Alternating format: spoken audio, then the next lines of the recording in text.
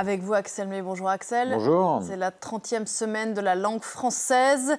Elle a débuté ce week-end, la francophonie donc. Et depuis quelques années, on parle de francophonie économique. De quoi parle-t-on?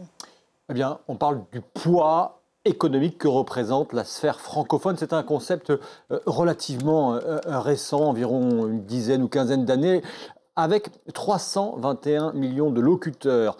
Selon les données de l'Observatoire de la langue française dans son rapport de 2022, la langue française est la 5e la plus parlée au monde, derrière l'anglais, le chinois, l'hindi et l'espagnol, mais, et c'est là où c'est intéressant, la 3e langue des affaires, derrière l'inévitable anglais et le mandarin. Alors il n'existe pas de définition officielle de la francophonie économique. Les études et les données sur cette question sont encore assez parcellaires. Ce que je peux vous dire, c'est qu'en 2014, à Dakar, lors du 15e sommet de la francophonie, a été adoptée pour la première fois une stratégie économique pour cette zone d'influence francophone, stratégie qui cible en priorité la jeunesse et les femmes.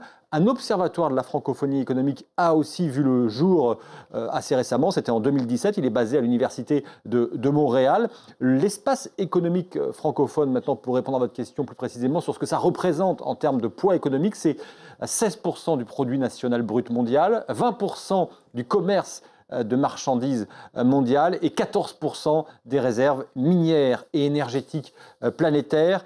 Espace économique francophone qui est largement situé sur le continent africain. D'ailleurs, près de 90% de la jeunesse francophone sera africaine à l'horizon 2050, avec une difficulté notable.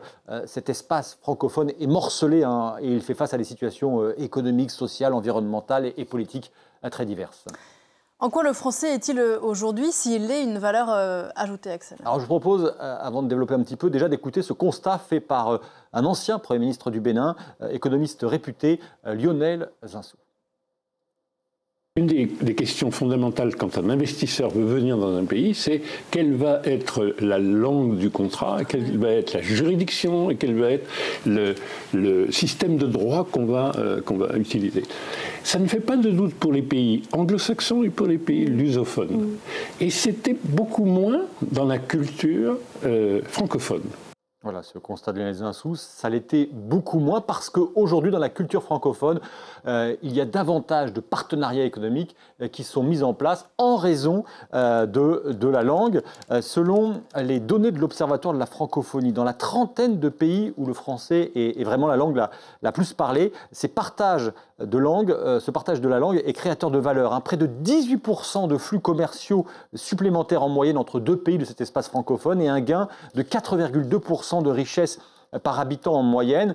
L'Organisation internationale de la francophonie organise d'ailleurs, vous en voyez un extrait, des missions économiques et commerciales dans des pays afin de favoriser les opportunités d'affaires entre régions, entre nations francophones. La prochaine mission de ce type se tiendra d'ailleurs au mois de juin à Cotonou. Alors en résumé, je terminerai là-dessus, si la francophonie est avant tout perçue comme un prisme linguistique et culturel, elle constitue aussi un immense marché renforcé par sa jeunesse et son dynamisme, loin évidemment de la langue numéro 1 dans le monde des affaires qui est l'anglais, mais il y a véritablement une vision stratégique qui a été mise en place dans la francophonie pour tenter de se développer et que cet espace francophone corresponde aussi à un espace économique. Merci beaucoup, Axel. C'était